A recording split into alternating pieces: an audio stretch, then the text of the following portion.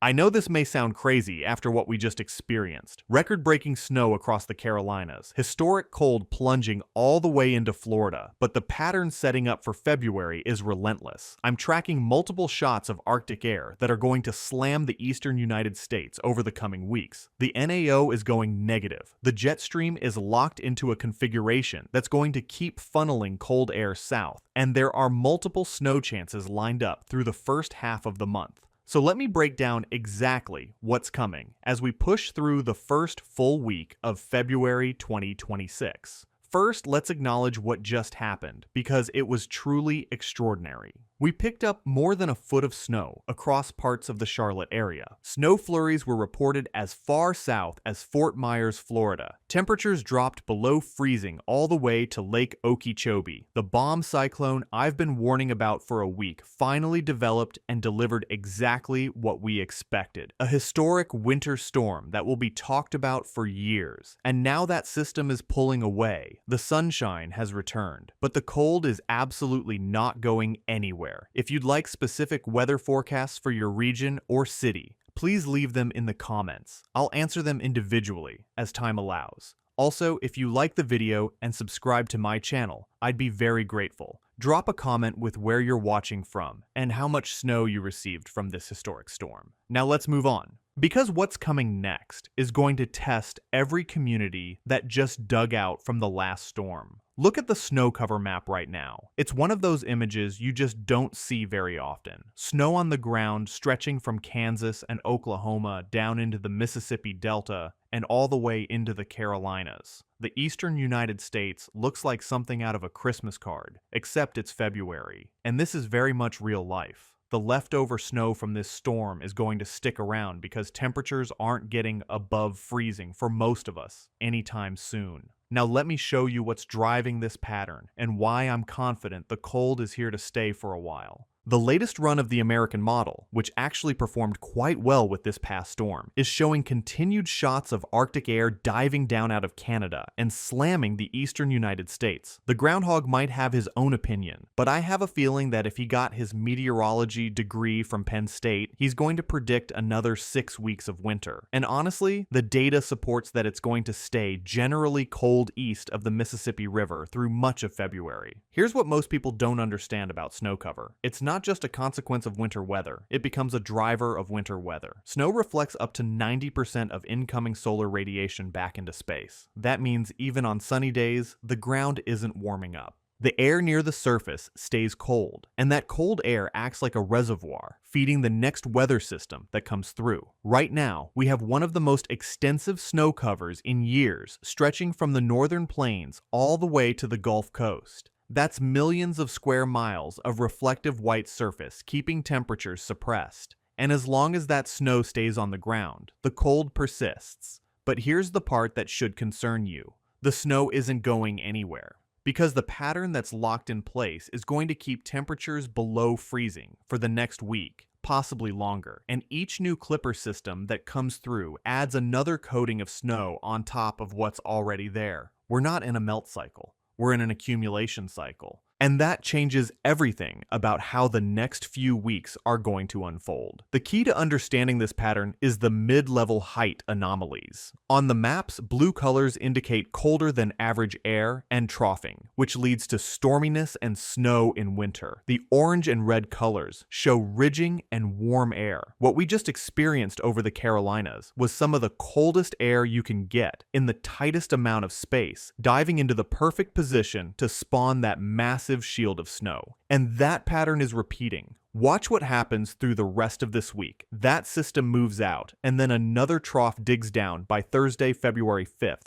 Another block of cold air, and the train just keeps on coming. Here's another big block up in Canada, and watch what it does. It dives south once more. This connection of cold air into the eastern United States is going to be persistent. Around 10 days from now, maybe by February 10th or so, you can see some warmer colors trying to build back in. We might finally get a brief warm-up, but whatever moderation we get is not going to last long because more blue, more cold air is showing up right behind it. This is going to be a continued continued active track of storminess through mid-February at minimum. Let me explain what's happening in the upper atmosphere, because this is critical to understanding why the pattern is so locked in. The jet stream, that river of high-altitude wind that normally flows in relatively smooth waves from west to east, is stuck in what meteorologists call a highly amplified pattern. Instead of flowing smoothly, it's developed deep troughs and ridges. The trough over the eastern United States is so deep that it's allowing Arctic air to pour southward with almost no resistance. And the ridge over the western United States is so strong that it's blocking any Pacific moisture from reaching the interior of the country. This configuration is what we call a blocking pattern. And once a blocking pattern establishes itself, it can persist for weeks. The atmosphere gets stuck in a groove, like a record player needle caught in a scratch.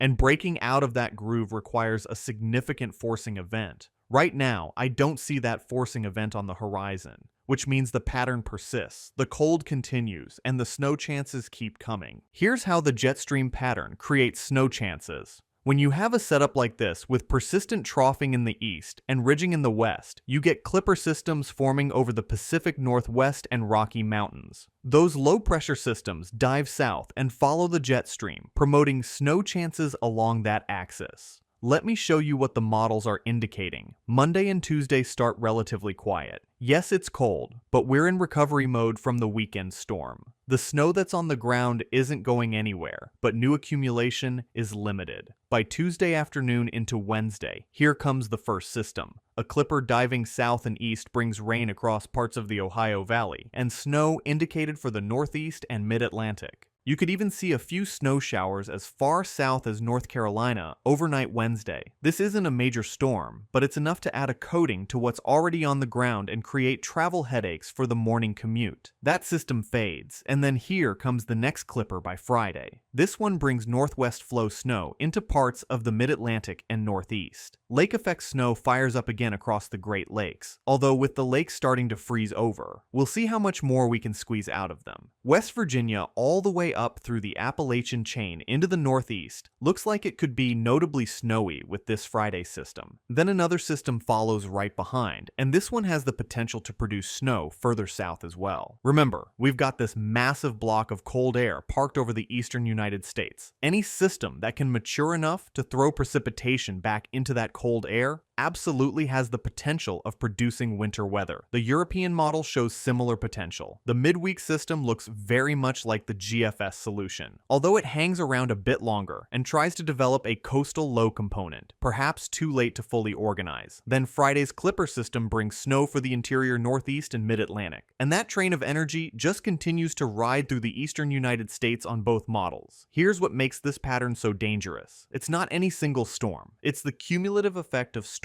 after storm, with no break in between. Communities that just finished digging out from the last storm have to dig out again. Road crews that are already exhausted have to work another shift. Salt supplies that are already depleted get used up even faster. And people get tired of shoveling, tired of scraping ice, tired of winter that won't end. That psychological toll is real, and it matters. Now let me explain what's driving this pattern on a larger scale, because understanding the NAO helps you understand why this cold isn't going anywhere. The NAO, or North Atlantic Oscillation, is a teleconnection pattern that our models can forecast. There are two modes, negative and positive. A negative NAO produces very cold and often snowy patterns in the eastern United States. It works like this. You get blocking high pressure, those warm ridges setting up in two places, one up in Greenland and the Arctic, another up toward Alaska.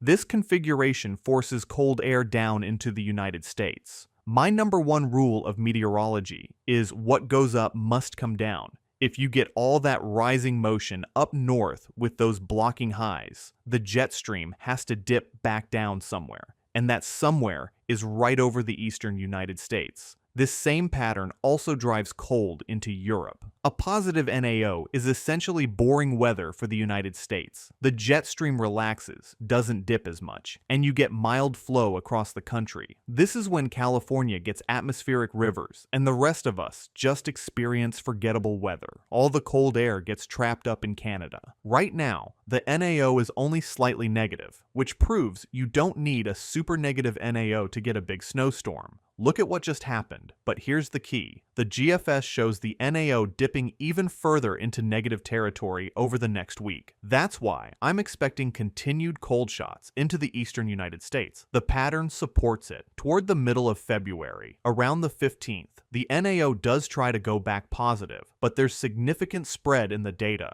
About 30% of the ensemble members show it getting back to positive territory, but roughly 60% keep us in negative NAO territory through the first half of February. That would promote a continuation of this cold, wintry pattern. Let me put this in perspective. When the NAO goes strongly negative, it's like flipping a switch. The entire atmospheric circulation pattern over the North Atlantic reorganizes, storm tracks shift, temperature patterns change, and the eastern United States gets locked into a pattern that favors cold and snow. We're entering that regime now, and based on what the models are showing, we could stay in it for the next 2 weeks, possibly longer. The temperature anomaly maps tell the same story. Looking at the European ensembles, the blues, pinks, and purples indicating well below average temperatures dominate the eastern United States. The oranges and reds showing above average temperatures are confined to the west coast, which is quite warm. Shot after shot of Arctic air continues diving into the eastern United States through next weekend and beyond. We might see a brief rebound around February 10th to 12th, but even that looks like it could moderate somewhat rather than being a true warm-up. The next 7 to 10 days look mighty cold east of the Mississippi River, and that's really the headline story. Let me show you what this looks like in practical terms. When we say temperatures will be 20 to 30 degrees below average, that's not just a number. That's the difference between a high of 40 degrees and a high of 10 degrees. That's the difference between uncomfortable and dangerous. At 40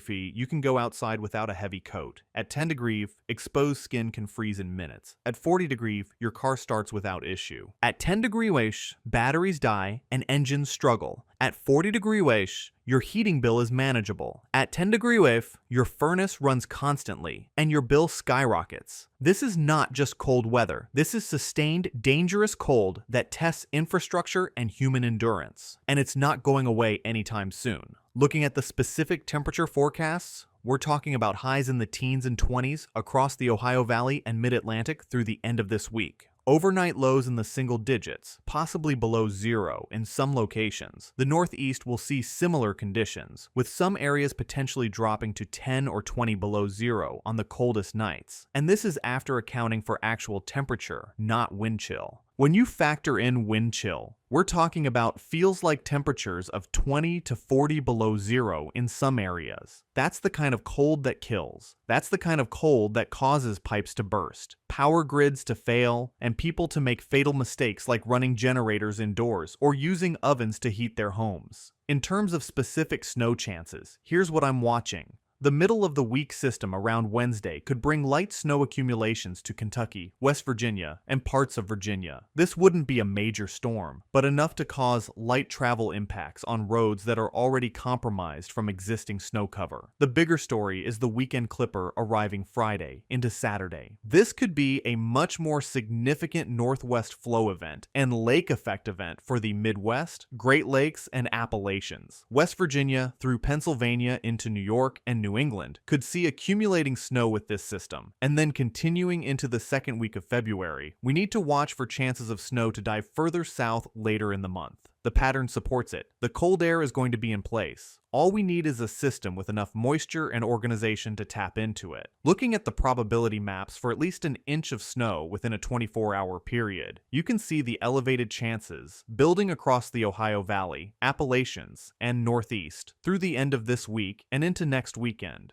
These aren't blockbuster storms on par with what we just experienced, but they're meaningful snow events that will add to what's already on the ground and continue to disrupt travel. Here's what concerns me most about this pattern. Each individual system is manageable. A few inches here, a few inches there. But when they come one after another with no break, the impacts compound. Snow removal becomes impossible to keep up with. You clear the roads, and 24 hours later, they're covered again. Salt loses its effectiveness when temperatures stay this cold, and the snowbanks on the sides of roads keep growing, narrowing lanes and creating visibility hazards. This is death by 1,000 cuts. Not one catastrophic storm, but a relentless parade of smaller systems that never gives communities a chance to recover. The bottom line is this: winter 2026 is not letting up. The NAO is going negative, which locks cold air into the eastern United States. Multiple clipper systems are lined up to bring snow chances through the first half of February. The historic snow that just fell across the Carolinas and mid-Atlantic isn't going anywhere because temperatures will remain below freezing for extended periods. And while we won't see another storm quite like this past weekend's bomb cyclone in the immediate future, the pattern remains active with plenty of opportunities for accumulating snow. Things are calming down compared to the chaos of the past few days, but that's relative. We're still dealing with dangerous cold and ongoing winter weather threats. Check on your neighbors, especially the elderly. Enjoy the snow if you have it. Stay warm and stay safe. Winter still has a lot left to give, and February is going to be active. But here's what the models aren't showing you: the human cost of this relentless pattern. The elderly person living alone whose heating bill has doubled and who's now choosing between heat and food.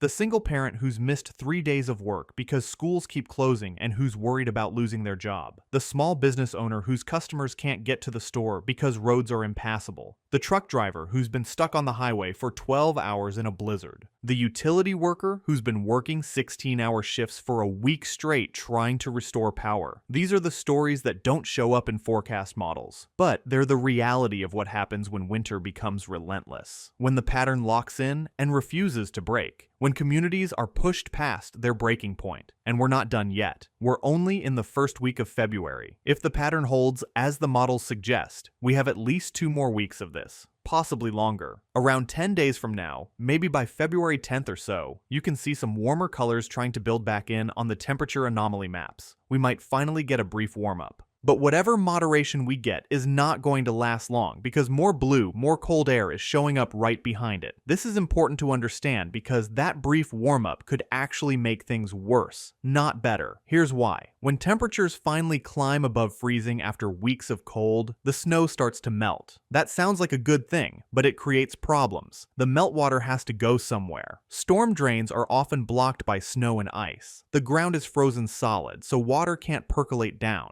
It runs off into streets, creating flooding. And if temperatures drop again quickly, which the models suggest they will, that meltwater freezes. Roads that were merely snow-covered become sheets of ice. Sidewalks become skating rinks. The brief warm-up creates more hazards than it solves. This is the trap of the February thaw. People see temperatures in the 40s and think winter is over. They let their guard down. They stop carrying emergency supplies in their cars. They don't check the forecast as carefully. And then the cold comes roaring back. And they're caught unprepared. This is when accidents spike, when people get stranded, when the death toll from winter weather climbs. So when that brief warm-up arrives around February 10th to 12th, don't be fooled. It's not the end of winter. It's just a pause, a brief respite before the pattern reasserts itself and the cold comes flooding back. Let me be very direct about what you need to do to prepare for the next 2 weeks. Because based on everything I'm seeing in the models, this pattern is not breaking anytime soon.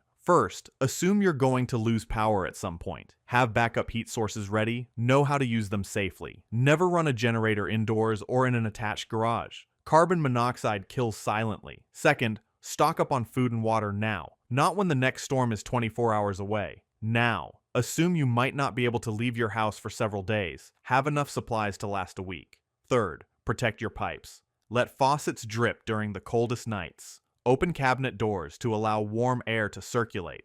Know where your main water shutoff is in case a pipe does burst. Fourth, check on vulnerable neighbors. The elderly, people living alone, those with medical conditions. They're most at risk during extended cold. A simple phone call or visit can save a life. Fifth, keep your gas tank full. In extreme cold, fuel lines can freeze if the tank is too low. And if you get stranded, a full tank means you can run your car for heat longer. Sixth, have a communication plan. Make sure family members know how to reach each other if power and cell service go out. Designate an out-of-state contact who can serve as a central point of communication. And seventh, take the forecast seriously. When meteorologists issue warnings, they're not being dramatic. They're trying to save lives. Listen to them. The next 2 weeks are going to test every community in the eastern United States. The cold is going to be relentless. The snow chances are going to keep coming. And the cumulative impact is going to push infrastructure and people to their limits. But if you prepare now, if you take this seriously, if you help your neighbors and stay informed, you can get through this. Winter 2026 is brutal, but it's not insurmountable. Stay warm, stay safe, and stay prepared. Because February is just getting started. And based on what I'm seeing, it's going to be a month we remember for a very long time.